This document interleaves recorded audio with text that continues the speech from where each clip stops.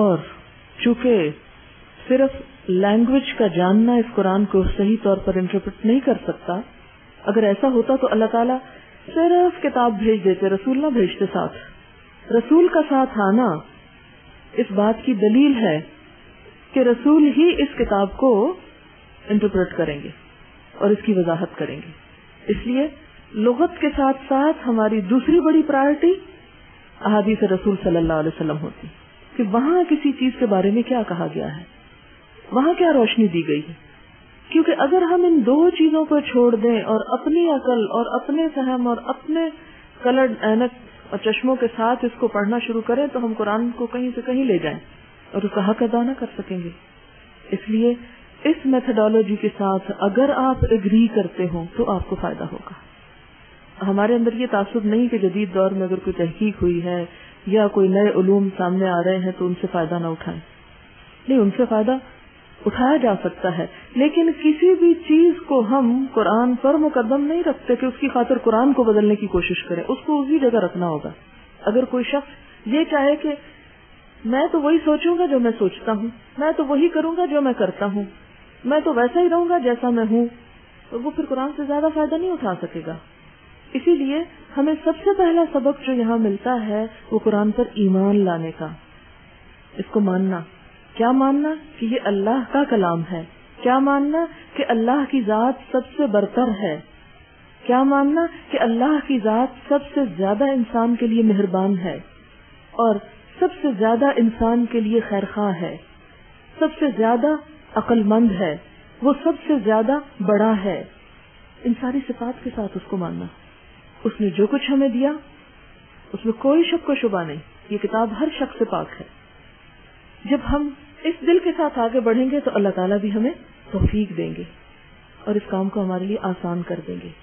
کیونکہ میں تو آپ کے دلوں کو نہیں جانتی, آپ میرے بارے میں کچھ نہیں اندر کو جانتے, لیکن ہم میں سے کوئی بھی اپنے رب سے تو نہیں چھپا ہوا نا, اس سے تو کوئی بھی نہیں چھپا. وہ تو سب جانتا ہے, ہماری نیتوں, ارادوں, ہر چیز کو سب پتا ہے کون کس لیے بیٹھا ہے. یہ نہیں کہ میں آپ کی نیت پر نعوذ باللہ شک کریں اس لیے یہ بات کریں, میں اس لیے کر رہی ہوں کہ میرے سمیت ہم میں سے ہر شخص اپنے اپنے دل کا جائزہ لے. پھر اس کے بعد آپ دیکھیں کہ خواتین کیوں قرآن پڑھیں, کیونکہ ہمارے ہاں ایک بڑے عرصے سے کانسیپٹ یہ چلا آیا ہے کہ یہ تو مردوں کا کام ہے اور مرد ہی تفسیریں کرتے ہیں اور عورت قرآن پڑھ کے کیا کرے گی. تو بات یہ ہے کہ جس طرح ایمان مرد اور عورت دونوں کے لیے ضروری ہے, جس طرح عمل مرد اور عورت دونوں کے لیے ضروری ہے, جس طرح حساب و کتاب مرد اور عورت دونوں کے لیے ہے, جس طرح جنت مرد اور عورت دونوں کے لیے ہے اور جہنم بھی مرد اور عورت دونوں کے لیے ہے جو ان میں سے برے کام کرے. یعنی ساری ریکوائرمنٹس جو مردوں سے ہیں وہی عورتوں سے ہیں. تو پھر یہ تفریق کیسی کہ یہ کام صرف مرد کریں اور عورتیں نہ کریں؟ یہ دونوں کو کرنا ہے. طلب العلم فریضۃ علی کل مسلم, ہر مسلمان پر فرض ہے, مرد ہو یا عورت. من عمل صالحا منکم من ذکر او انثی, جو بھی اچھا کام کرے گا تم میں سے خواہ وہ مرد ہو یا عورت ہو, اس سے کوئی فرق نہیں پڑتا, اس کے لیے بہترین جزا ہے اللہ کے پاس. اب دیکھیں کہ نبی صلی اللہ علیہ وسلم پر جب پہلی آیات اتری تھی تو سب سے پہلے کس نے سنی تھی؟ آپ حضرت خدیجہ نے سنی تھی. سب سے پہلی تعلیم قرآن کی ایک عورت کو دی گئی. یعنی نبی صلی اللہ علیہ وسلم کے الفاظ جو آپ نے جبریل امین سے سنے تو سب سے پہلے عام انسانوں میں سے جس کے کان سے ٹکرائے وہ عورت تھی, حضرت خدیجہ رضی اللہ تعالیٰ عنہا. اور وہ اس پر ایمان بھی لے آئیں اور اس کے لیے عملی طور پر انہوں نے بہترین تعاون کیا جب تک زندہ رہیں. پھر آپ دیکھیں کہ حضرت عمر جیسے انسان کو مسلمان کرنے والا کون تھا؟ ان کی بہن. یعنی عمر نے کس سے قرآن سنا تھا؟ اپنی بہن سے سنا تھا. اسی لیے علامہ اقبال ایک شعر کہتے ہیں, ہے فارسی کا, میں پڑھوں پھر ترجمہ بھی کروں گی. زشام ماں برو آور سحر را, بقرآن باز خاں اہل نظر را, تمی دانی کے سوز قرآن تو, دگر گوں کر تقدیر عمر را. بہت زبردست شعر ہے, اور اگر آپ اس کو سمجھ جائیں اور یاد کر لیں تو آپ کو قرآن پڑھنے پہ ایک زبردست کانفیڈنس ہوگا کہ جو کام آپ کر رہی ہیں وہ بیکار نہیں ہے. شعر ہے ز یعنی از کا مطلب ہوتا ہے سے, شام یعنی مغرب کا وقت, ماں ہماری، برو آور باہر نکالو، برو یعنی باہر، آور لاؤ، سحر صبح، راہ کو یعنی ہماری شام سے صبح کو پیدا کرو، یعنی امت کی شام ہو گئی ہے، امت زوال پذیر ہو گئی ہے، اب کیا کرو؟ اس کے لیے سحری یعنی صبح کی روشنی لاؤ۔ یہ عورتوں کو خطاب ہے۔ بقرآن باز خاں، قرآن پڑھو، اہل نظر را، اہل نظر کس کو کہتے ہیں؟ یعنی جو سمجھدار لوگ ہوتے ہیں، اہل نظر جن کی اپنی ایک رائے ہوتی ہے، عقل مند لوگ۔ قرآن سناؤ اہل نظر کو، تمہیں دانی، تم جانتی ہو کہ سوز قرآن تو، کہ تمہارے قرآن پاک پڑھنے کے سوز نے دگرگوں کرد بدل ڈالی تھی تقدیر عمر را، عمر کی تقدیر۔ اور عمر نے آگے جو کچھ کیا اس سب کا کریڈٹ اس بہن کو جاتا ہے۔ علامہ اقبال کو، خواتین کو اس حد تک اس کام کے لیے اہمیت دیتے ہیں۔ اقبال یہ کہتے ہیں کہ جب عورت قرآن پڑھے گی تو امت کے اوپر جو زوال کا اندھیرا ہو چکا ہے، یہ جو شام ہو چکی ہے، اس سے ایک نئی صبح پیدا ہوگی۔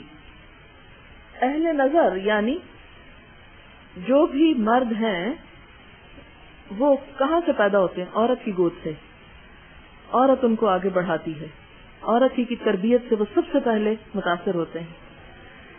تو بقرآن باز خاں اہل نظر را، ان کے سامنے قرآن پڑھو، اہل نظر کے سامنے، کہ تم ہی دانی کہ سوز قرآن تو، تم جانتی ہو کہ تمہارے قرآن پڑھنے کے جو سوز ہے تمہاری آواز کے اندر اور تمہارے انداز کے اندر اور تمہارے دل کے اندر، کیونکہ جیسا کہ آپ جانتے ہیں کہ عورت کے اوپر جذبات غالب ہوتے ہیں عقل کی نسبت، اور قرآن جو ہے وہ انٹلیکٹ کو بھی انسان کے سیٹسفائی کرتا ہے، لیکن اس سے زیادہ وہ دلوں پہ اثر انداز ہوتا ہے۔ اقبال کہتے ہیں کہ تم جانتی ہو کہ تیرے قرآن پڑھنے کے سوز نے دگرگوں کرد بدل ڈالی تھی تقدیر عمر را، عمر کی تقدیر۔ تو آج بھی میں یہ سمجھتی ہوں کہ جب تک عورت کی پارٹیسپیشن اس کام میں نہیں ہوگی اس وقت تک قوم کی تقدیر نہیں بدل سکتی۔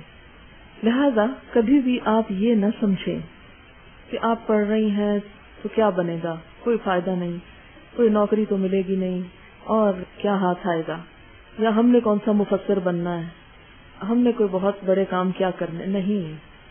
آپ دیکھیں کہ مثلاً آپ 200 لوگ اگر یہاں بیٹھے ہیں اور آپ کے دلوں میں قرآن کا سوز پیدا ہو جائے، کیا 200 گھرانے، اب 200 گھرانوں میں جو بچے ہیں اور جو رشتہ دار ہیں، کیا وہ اس سے منور نہیں ہو سکتے؟ لہذا عورت کو اس کام کے کرنے کی ضرورت ہے۔ پھر یہ تو اقبال نے کہا تھا، اس سے پہلے مجھے کہنا چاہیے تھا جو میرے ذہن سے نکل گیا، اللہ تعالیٰ نے ازواج مطہرات کو حکم دیا تھا۔ وہ کہاں لکھا ہوا ہے؟ سورۃ الاحزاب آیت 34 ازواج مطہرات سے خطاب ہے۔